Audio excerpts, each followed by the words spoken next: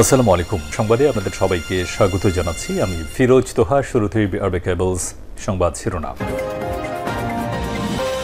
জানিয়ে দেব এই মুহূর্তে হাতে পাওয়া সর্বশেষ গুরুত্বপূর্ণ আপডেট বাংলা সংবাদ। শুরুতেই থাকছে আওয়ামী লীগ নতুন করে সংগঠিত হচ্ছে, আমার কাছে তথ্য আছে।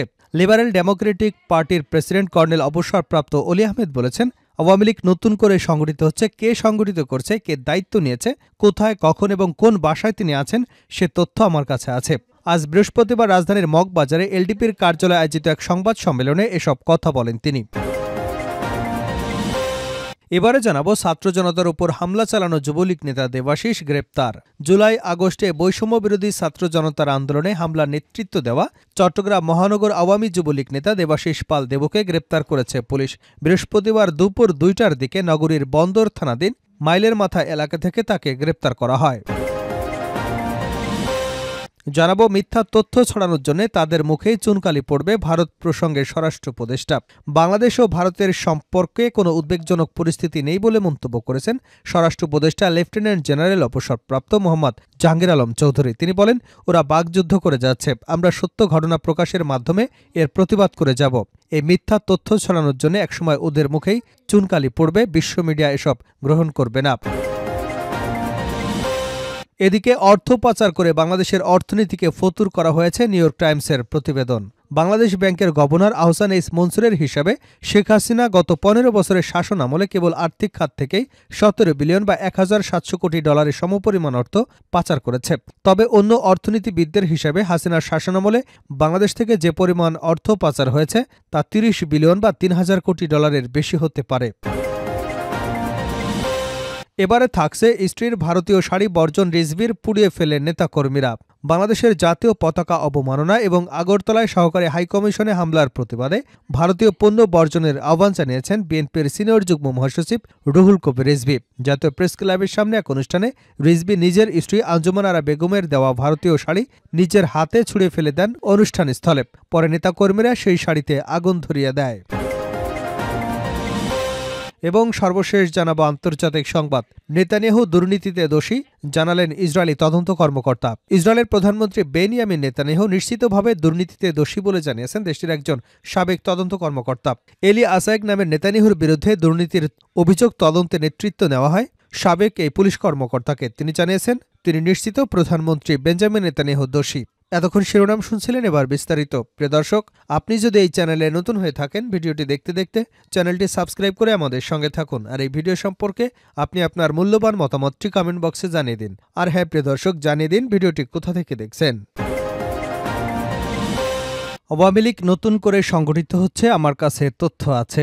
লিবারেল ডেমোক্রেটিক পার্টির প্রেসিডেন্ট কর্নেল অলি আহমেদ বলেছেন, আওয়ামী লীগ নতুন করে সংগঠিত হচ্ছে। কে সংগঠিত করছে, কে দায়িত্ব দিয়েছে, কোথায়, কখন, কোন বাসায় তিনি আছেন সে তথ্য আমার কাছে আছে। বৃহস্পতিবার রাজধানীর মগবাজারে এলডিপির কার্যালয়ে আয়োজিত এক সংবাদ সম্মেলনে এসব কথা বলেন তিনি। অলি আহমেদ বলেন, আমরা যদি মনে করি স্বৈরাচার বসে আছে, এটা সঠিক নয়। স্বৈরাচারদের প্রথম, দ্বিতীয় এবং তৃতীয় স্তর পুলিশ এবং প্রশাসনে বসে আছে। এখনও স্বৈরাচারের দোসররা বিভিন্ন প্রতিষ্ঠানে স্ব অবস্থানে রয়েছে।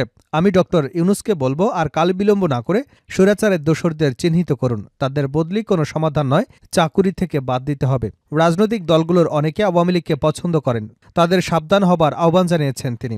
বুধবার অন্তর্বর্তী সরকারের প্রধান উপদেষ্টার নেতৃত্বে বিভিন্ন রাজনৈতিক দলের নেতারা অংশ নিলেও নিজের ফিরে যাওয়া নিয়ে এলডিপির সভাপতি বলেন, যে কোনো কারণে হোক আমরা সেখানে উপস্থিত থাকতে পারিনি, যার জন্য সরকারের একজন উপদেষ্টা দুঃখ প্রকাশ করেছেন এবং তিনি বলেছেন আগামীতে এ ধরনের ঘটনা ঘটবে না, সুতরাং এটা নিয়ে আর কোনো কথা বলতে চায় না। অলি আহমেদ বলেন, আমরা মিটিংয়ে থাকি বা না থাকি, বাংলাদেশের বিষয়ে আমাদের বক্তব্য পরিষ্কার।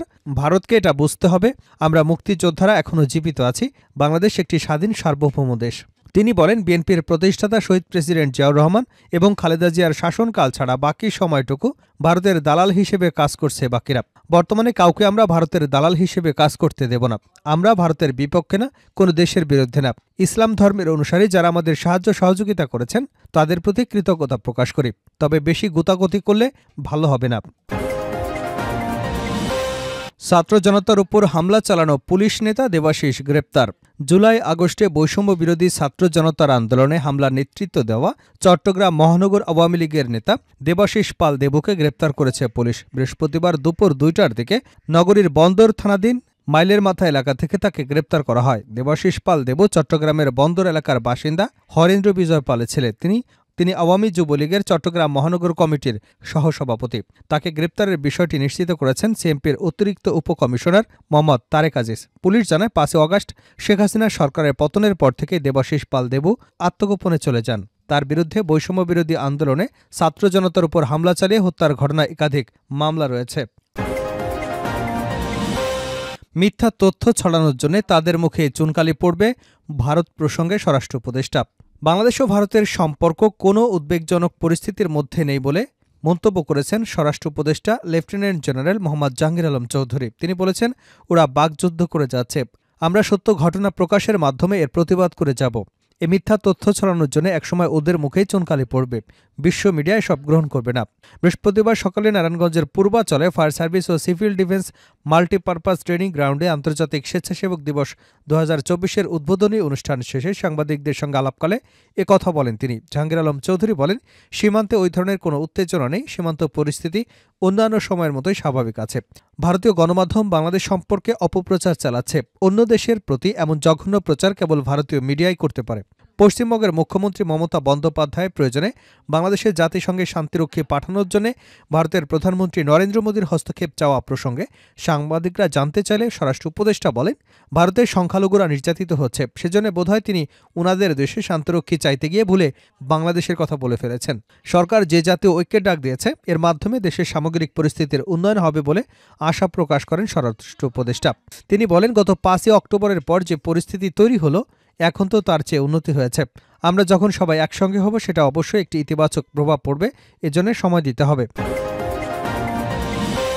অর্থ পাচার করে বাংলাদেশের অর্থনীতিকে ফতুর করে দেওয়া হয়েছে নিউ ইয়র্ক টাইমস।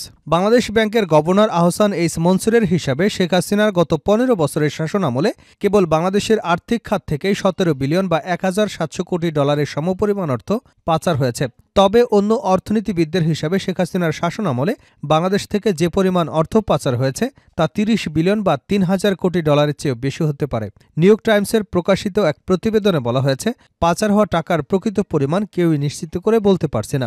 বিভিন্ন ধরনের আর্থিক হিসাব নিকাশ করে আহসান এইচ মনসুর বলেন, শেখ হাসিনার শাসন আমলে তারা সহযোগীরা বাংলাদেশি ব্যাংক খাত থেকে যে পরিমাণ অর্থ লুট করেছে তা কার্যত পৃথিবীর আর্থিক ইতিহাসের সর্বোচ্চ।